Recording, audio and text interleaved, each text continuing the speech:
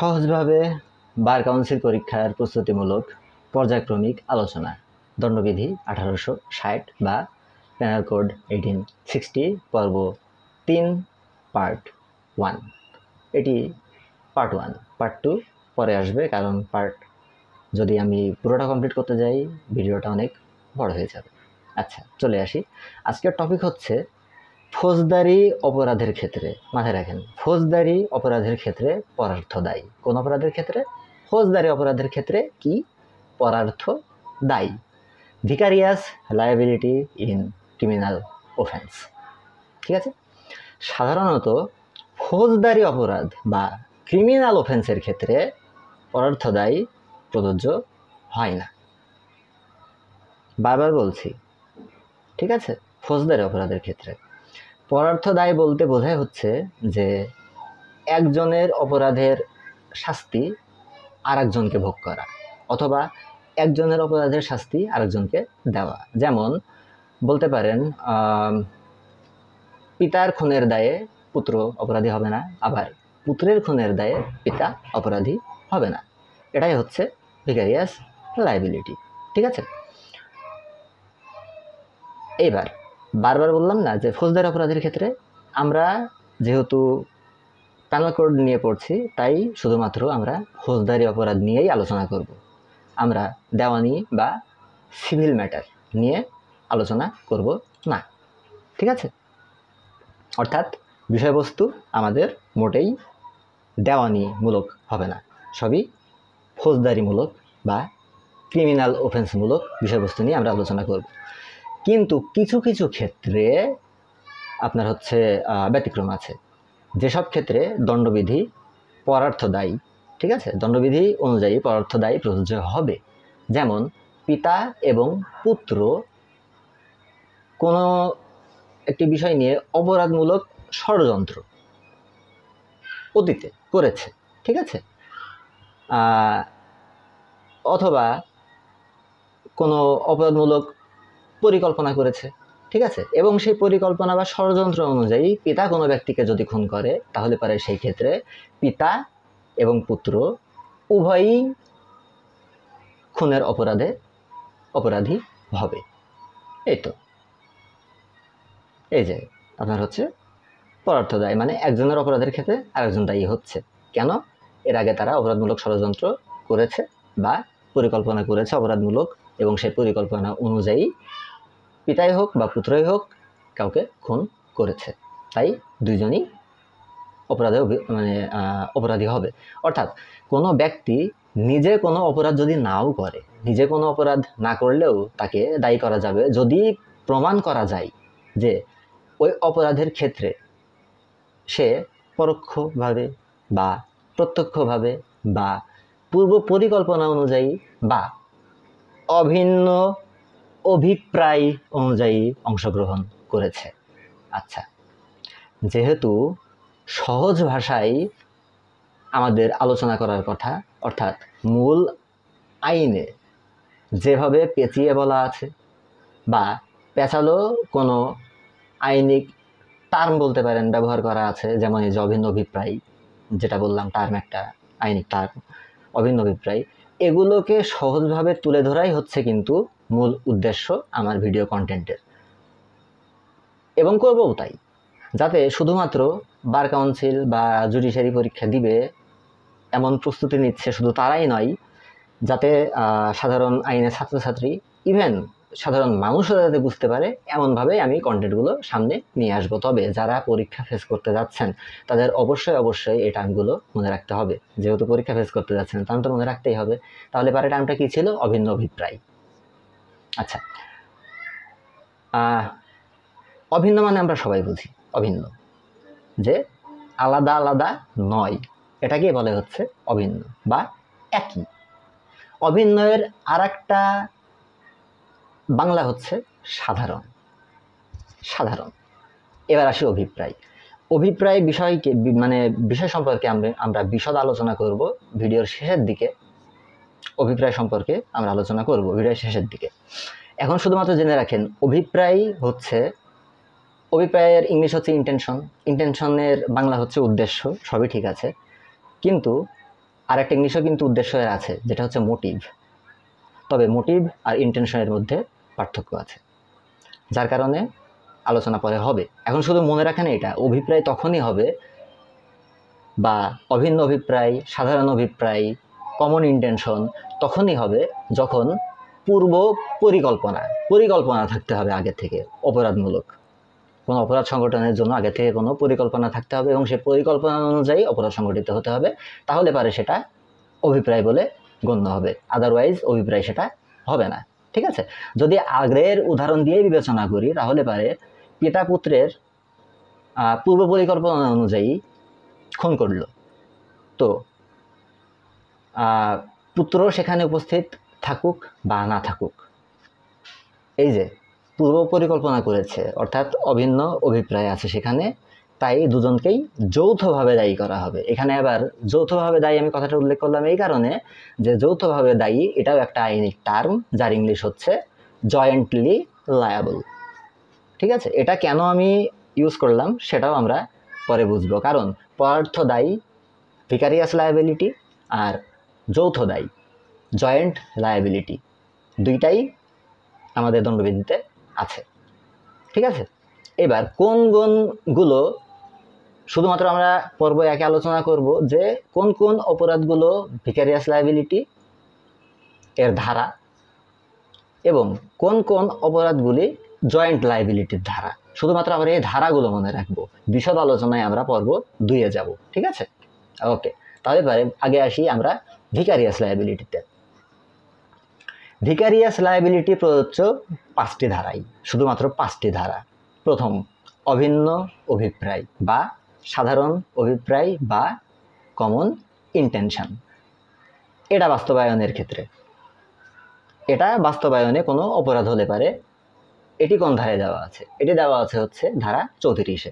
মাথায় রাখেন, অভিন্ন অভিপ্রায় বা সাধারণ অভিপ্রায় বা কমন ইন্টেনশন বাস্তবায়নে কোনো অপরাধ সংগঠিত হলে পারে, এই বিষয় সম্পর্কে আলোচনা করা আছে ধারা 34-এ।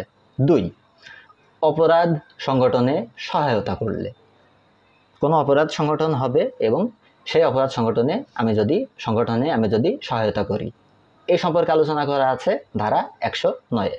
তাহলে পারে অভিন্ন অভিপ্রায় আছে হচ্ছে ধারা 34-এ, আর অপরাধ সংগঠনে যদি সহায়তা করা, এই বিষয় সম্পর্কে আলোচনা করা আছে ধারা 109-এ। 3, অপরাধমূলক ষড়যন্ত্র। অপরাধমূলক ষড়যন্ত্র এটা একটি আলাদা ধারা। এই ধারাটি হচ্ছে 120-এর খ বা 120B বা 120B 120B অপরাধমূলক ষড়যন্ত্র। আবার প্রথমের দিকে চলে আসি, অভিন্ন অভিপ্রায় বাস্তবায়নে কোনো অপরাধ ধারা 34, কোনো অপরাধ সংগঠনের সহায়তা ধারা 109, দেন হচ্ছে অপরাধমূলক ষড়যন্ত্র 120-এর খ। এই গেল 3, আর বাকি থাকে 2টা। 4 নাম্বার হচ্ছে সাধারণ উদ্দেশ্য। দেখেন, সাধারণ অভিপ্রায় আবার সাধারণ উদ্দেশ্য দুইটা আলাদা জিনিস। আলোচনা হবে, পরে আলোচনা হবে। পার্ট 2-এ আপনাদেরকে সাধারণ অভিপ্রায় আর সাধারণ উদ্দেশ্য এর মধ্যে পার্থক্য আমি তুলে ধরবো, কিন্তু সাধারণ অভিপ্রায় বলতে যে কী বোঝায় সেটা এই ভিডিওতেই আমি বুঝিয়ে দিব, যাতে আপনাদের এই সাধারণ উদ্দেশ্য আর সাধারণ অভিপ্রায় এই দুইটা সম্পর্কে একটা বেসিক ভালো রকমের একটা ধারণা আগেই চলে আসে। সাধারণ উদ্দেশ্য বাস্তবায়নে কোনো অপরাধ সংগঠন, এটি আছে হচ্ছে ধারা 149-এ 149। আবার প্রথমের দিকে ফিরে যাই, অভিন্ন অভিপ্রায় সংগঠনে কোনো অপরাধ ধারা 34। দেন আছে হচ্ছে 2 নাম্বার হচ্ছে অপরাধে সহায়তা। অপরাধের সহায়তা এটা আছে হচ্ছে ধারা 109। তারপর আছে হচ্ছে 3 নাম্বার অপরাধমূলক ষড়যন্ত্র, এটি আছে হচ্ছে ধারা 120-এর খ বা 120B। 4, সাধারণ উদ্দেশ্য বাস্তবায়নের ক্ষেত্রে কোনো অপরাধ, এটি আছে হচ্ছে ধারা 149। কত? 149, 149। 5, লাস্ট ভিকারিয়াস লায়াবিলিটি। পরার্থ দায়ের যেই 5টি আমাদের দণ্ডবিধিতে আছে, পরার্থ দায় সম্পর্কে 5টি। তাহলে এবারে 4টি চলে গেল। ও সাধারণ উদ্দেশ্য, এর ইংলিশ হচ্ছে কমন অবজেক্ট।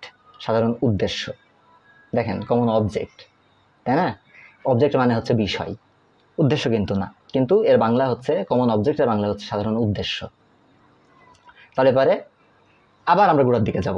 অভিন্ন অভিপ্রায় ধারা 34 বা সাধারণ উদ্দেশ্য হচ্ছে, সাধারণ উদ্দেশ্য না, সাধারণ অভিপ্রায় হচ্ছে 34 বা কমন ইন্টেনশন হচ্ছে ধারা 34। দুই নাম্বার হচ্ছে অপরাধের সহায়তা ধারা 109। অপরাধমূলক 3 ধারা অপরাধমূলক ষড়যন্ত্র হচ্ছে ধারা 120-এর বি বা ধারা 120-এর খ। এই গেল 3। 4 সাধারণ উদ্দেশ্য বাস্তবায়নে কোনো অপরাধ, এটা হচ্ছে ধারা 149 বা 149। 5 অ্যান্ড লাস্ট খুন সহ ডাকাতি। খুন সহ ডাকাতি এটা আছে হচ্ছে 396। ডাকাতি করার সময় ডাকাতদের মধ্যে যে কয়জন ডাকাত সেখানে উপস্থিত আছে তাদের মধ্যে কেউ যদি কাউকে খুন করে ফেলে তাহলে পারে প্রত্যেকটা ডাকাতের যে সদস্য সবাই ওই খুনের দায়ে দায়ী হবে। এই হচ্ছে আপনার হচ্ছে খুন সহ ডাকাতি এর যেই ভিকারিয়াস লায়াবিলিটি, ঠিক আছে, বা ভিকারিয়াস লায়াবিলিটি বা পরার্থ দায়ী। 5টি কিন্তু শেষ হয়ে গেল, ঠিক আছে। এই 5টি আবারও আমি আপনাদের সামনে তুলে ধরবো লিখিত আকারে। আচ্ছা, আর লাস্ট কি, ওই যে বলছিলাম যৌথভাবে দায়ী, তাই তো, কোনো অপরাধের ক্ষেত্রে, বা জয়েন্ট লায়াবিলিটি, এটি আছে হচ্ছে ধারা 34 থেকে ধারা 38 পর্যন্ত। অর্থাৎ অভিন্ন অভিপ্রায় এটাও হচ্ছে জয়েন্ট লায়াবিলিটি বা যৌথ দায়ের মধ্যে পড়ে। অর্থাৎ ভিকারিয়াস লায়াবিলিটি 5টি আমরা এক্সাম্পল দিয়ে দিলাম কোন কোন ধারায় 5টি আছে, এবং ওই ধারার আপনার মূল পয়েন্টটা আমরা কিন্তু বলে ফেলেছি। ভিতরে কি আছে সেটা আমরা পর্ব 2-এ দেখব।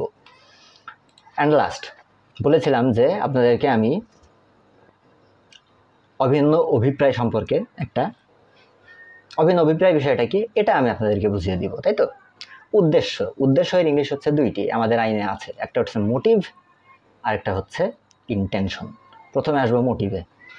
মোটিভ মানে উদ্দেশ্য, ইন্টেনশন মানে উদ্দেশ্য। মোটিভ হচ্ছে উদ্দেশ্যের একেবারে প্রাথমিক স্তর, মানে প্রথম স্তর। মোটিভ বলতে বোঝায়, বা মোটিভের যে উদ্দেশ্য বাংলা মানে সেটা হচ্ছে এরকম, ইচ্ছা, কোনো ইচ্ছা বা সেই ইচ্ছার উপর নির্ভর করে কেউ কোনো যদি কাজ করে, ঠিক আছে। আবার মানসিক কোনো অবস্থা বলা যেতে পারে, কিরকম, দুঃখ, সুখ, কোনো অনুভূতি, ঠিক আছে। এই যে দুঃখকে বা কোনো সুখকে বা কোনো অনুভূতিকে সম্পূর্ণ করার জন্য যেটি বা যে কাজ করা হয়। উদাহরণ কীরকম, উদাহরণ দেওয়া যায় এরকম, যদি ক্ষুধা লাগে বা আমার যদি কোনো কিছু খেতে ইচ্ছা করে, ঠিক আছে, তাহলে পারেই না হয় আমি সেই খাবারটি খুঁজবো অথবা সেই খাবারটি আমি খাবো, তাই না? এই যে এটা হচ্ছে উদ্দেশ্য, সম্পূর্ণ ইচ্ছার উপরে ডিপেন্ড করে উদ্দেশ্য। আপনি মোটিভ, আমি কিন্তু এখন মোটিভ সম্পর্কে বলছি, অভিপ্রায় সম্পর্কে না, উদ্দেশ্য সম্পর্কে বলছি, বা আপনি এটাকে অবজেক্টও ধরে নিতে পারেন, ঠিক আছে, অবজেক্ট আপনি ধরে নিতে পারেন এখানে। এখন অভিপ্রায়ে আসি। অভিপ্রায়, উদ্দেশ্য। এবার ইন্টেনশন যেই উদ্দেশ্যর ইংলিশ আর কি আমাদের আইনিকভাবে। উদ্দেশ্য, ইন্টেনশন, অভিপ্রায় হচ্ছে মোটিভ, বা এর আগে যে মোটিভ বললাম, হ্যাঁ, এই মোটিভেরও আপনার হচ্ছে উচ্চতর স্তর ইন্টেনশন, মোটিভেরও উপরের ধাপ ইন্টেনশন। সেটা কীরকম, সেটা হচ্ছে উদ্দেশ্য নিয়ে কোনো কাজ করার সাথে, মানে ওই মোটিভের সাথে, প্রথমে যে উদ্দেশ্য আমরা আলোচনা করলাম ওই উদ্দেশ্যের সাথে কোনো পরিকল্পনা বা ওই উদ্দেশ্য আমি কিভাবে পূরণ করব বা উদ্দেশ্য কিভাবে সাধন করব, আগে থেকেই তার কিভাবে করব সেই কাজটি আগে থেকেই আমার সেটা ঠিক করা থাকবে, পরিকল্পনা করা থাকবে, এবং সেই পরিকল্পনা অনুযায়ী আমি ওই উদ্দেশ্যটাকে ফুলফিল করব, তাহলে পারে সেটা অভিপ্রায় হবে, আদারওয়াইজ সেটা অভিপ্রায় হবে না। অর্থাৎ যখন কোনো উদ্দেশ্য এর সাথে কিভাবে করব, পরিকল্পনা কোন উপায়ে করব, উদ্দেশ্য এর সাথে যখন পরিকল্পনাটা কি যোগ করা হয় তখন সেটা অভিপ্রায় হয়, তখন সেটা ইন্টেনশন হয়। তার আগে সেটা শুধুমাত্র মোটিভ থাকে। অর্থাৎ মোটিভ হচ্ছে ইন্টেনশনের একটি অংশ। ইন্টেনশনের মধ্যে মোটিভ থাকবে, বাট মোটিভের মধ্যে ইন্টেনশন থাকবে না। এই পর্যন্তই। এখন যেটুকু আমরা এর আগে ধারাগুলো পড়লাম সেগুলা আমরা একবার প্রথম থেকে শুরু করে শেষ পর্যন্ত লিখিত আকারে দেখে আমরা ভিডিওটিকে শেষ করে দেব, ঠিক আছে? এই তো ফৌজদারি অপরাধের ক্ষেত্রে পরার্থ দায়ী, ভিকারিয়াস লায়াবিলিটি ইন ক্রিমিনাল অফেন্স। 5টি। 1. অভিন্ন অভিপ্রায়, কমন ইন্টেনশন বাস্তবায়নে কোনো অপরাধ যদি সংগঠিত হলে, ধারা 34, ঠিক আছে? 2. অপরাধে সহায়তা করলে, ধারা 109। ধারা 109। অপরাধমূলক ষড়যন্ত্র, ধারা 120 খ।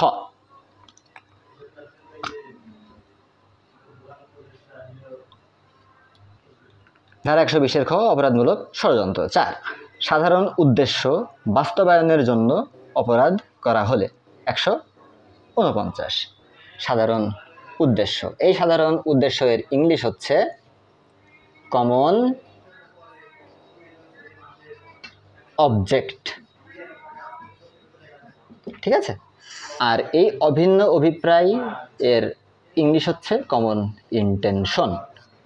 ওকে ওকে 5 শেষ। খুনসহ ডাকাতি, 396। ডাকাতির সময় ডাকাতদের মধ্যে কেউ একজন কাউকে খুন করলে ডাকাতদের মধ্যে সবাই খুনের অপরাধী হবে, 396। ওকে লাস্ট, ফৌজদারি অপরাধের ক্ষেত্রে যৌথ দায়ী বা জয়েন্ট লায়াবিলিটি সম্পর্কে আলোচনা যে করা হয়েছে, এই আলোচনা করা হয়েছে হচ্ছে ধারা 34 থেকে ধারা 38 পর্যন্ত। আপাতত আমরা এই পর্যন্তই মনে রাখব, বাকিটা আমরা মনে রাখবো হচ্ছে পার্ট 2-তে। ধন্যবাদ।